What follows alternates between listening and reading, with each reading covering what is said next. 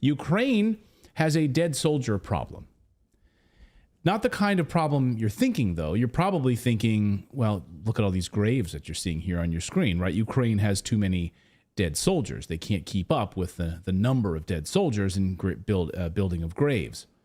That's the problem, you'd think, right? And therefore, we should negotiate a surrender so more people don't die. An unconditional surrender. Give up the territory of the people that you've been bombing in formerly eastern Ukraine, like Donetsk and other areas, for the last 10 years.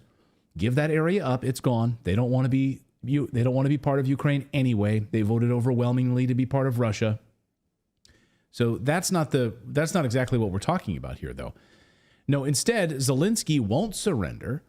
So Ukraine's soldier problem has now metastasized beyond just those graves that you're seeing there into a cancer of what to do with all of these dead bodies, all of these dead soldiers.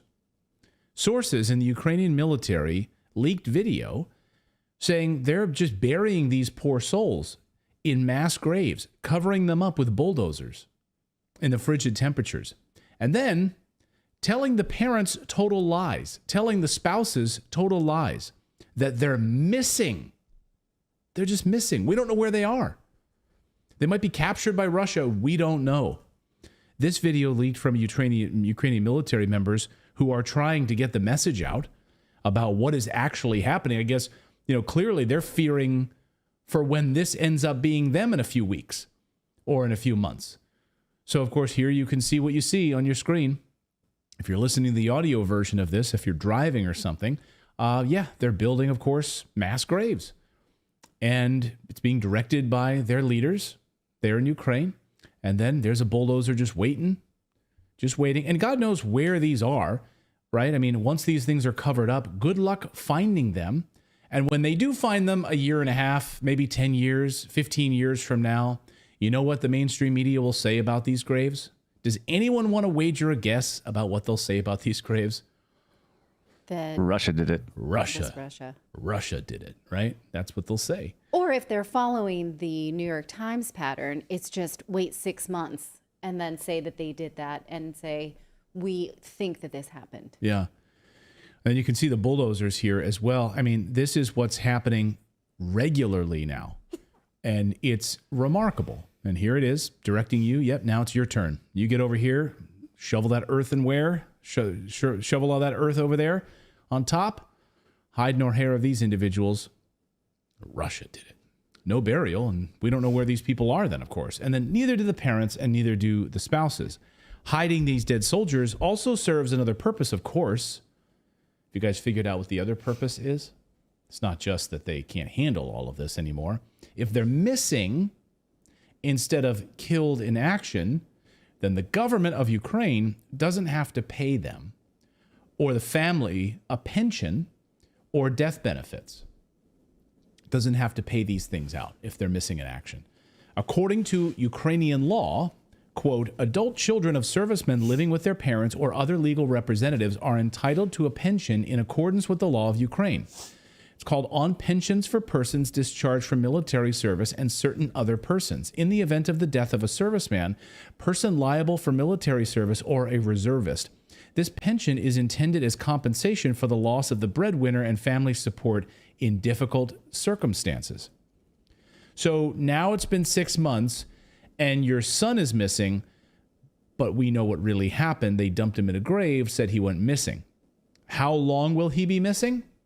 Forever.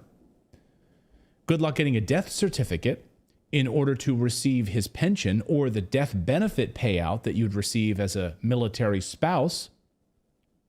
If you're married, you get a one-time death payment, according to France 24 News. Military widows in Ukraine are entitled to a one-time financial payment from the state and may be eligible for other financial payments, such as monthly sums from local authorities, depending on the region in which they live. But again, only if he's dead. If he's missing, sorry, you're out of luck. No payment for you. Turns out, according to Ukraine's official registry, there are over 24,000 missing soldiers right now. 24,000. That number seems very high, and it also seems very fishy. So Ukrainian moms and spouses aren't buying it either. And they're calling for special investigations into the truth about these missing soldiers. Give me my bones. I want to do DNA analysis. I want a full investigation. I don't buy what you're telling me. I don't believe it. Bless her, that woman. That's just one example. I mean, there are thousands of examples. That's just one anecdote of one woman in one piece, but it's thousands. And according to the Ukraine's government own bureau on this, since September, they've had over 17,000 appeals to try to get answers about missing soldiers. 17,000. The National Information Bureau in Ukraine. 17,000 appeals because someone's not buying these stories they're being fed. According to the Ukraine's government's own bureau, they've had these 17,000 appeals. And here's the procedure once you get actually some information and you can actually, apply for these death benefits. You need to get all of this stuff. Listen, a combatant's certificate, a certificate of a person with a disability as a result of war, if available, and a death certificate if the combatant has died. Don't you launch an appeal because you have none of that? I guess you don't have any of that, right? In addition, you're going to need a child's birth certificate, an IDP registration certificate, and a certificate of residence registration. In order to get that pension or that death benefit, you'll need a death certificate, form of ID, all of these things. But good news for any young men in Ukraine who don't want to die in NATO's war. You can buy your way out officially. Not, we know about like all the black market stuff, the paying, the rich parents paying to have their kids out of there. No. Now it's going to be, now it could be law. A new bill has been making its way through Ukraine's parliament. And you can see it here. I translated it in English here. Here's the bill. This is in Ukraine's parliamentary website. You can go read the bill for yourself and where this stands right now. Member of parliament put this up. The new law in Ukraine will let you pay the military to leave the country. You can't make this up. Here are the ways that men can flee Ukraine. They've now, according to this bill, 4 ways under this law. A decision of public authority in an official business trip abroad. Okay. So like you're a part of an official business trip abroad. Documents certifying the fact that you're studying or enrolled in a foreign educational institution abroad. So you're going to the UK. Okay, and you're going to study there in Cambridge or something. Another way that you can get out is written approval for traveling abroad from the Territorial Center for Recruitment and Social Support. So, I got to think there's a lot of bribery happening in that level, right? A written approval for traveling abroad from a Territorial Center for Recruitment and Social Services. Okay. But here's the real one. This one's amazing. And the fourth way that you can get out is documents confirming the existence of open account in one of the state-owned banks of Ukraine with a guaranteed deposit of at least 5 subsistence minimums for able-bodied persons, meaning that you have to make a payment into this account equal to the minimum amount of taxes on the minimum wage for the entire period of stay abroad during martial law of Ukraine. And then you have to have transfer funds from such an account to a special account of the Armed Forces of Ukraine. You pay the Armed Forces of Ukraine. And then you have to, it says here, replenish it every month while abroad. Yeah. So you have to keep sending them money. Like you're a parent sending money to your kid at college. That's a Ponzi scheme to not die. Right.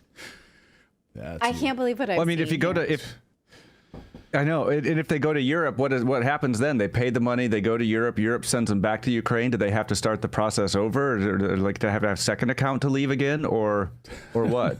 Yeah, exactly. You set up another bank account, and then you're literally transferring money into the Armed Forces of Ukraine.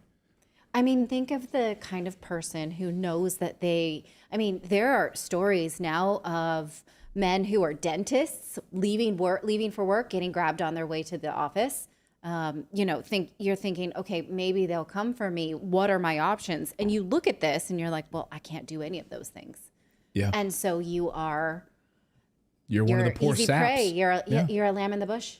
Yeah, you're one of the poor saps that can't afford this kind of cash to pay off the Armed Forces of Ukraine. By the way, I'm sure that money is being put to good use, by the way. To hide soldiers in graves so they can't tell their family about it.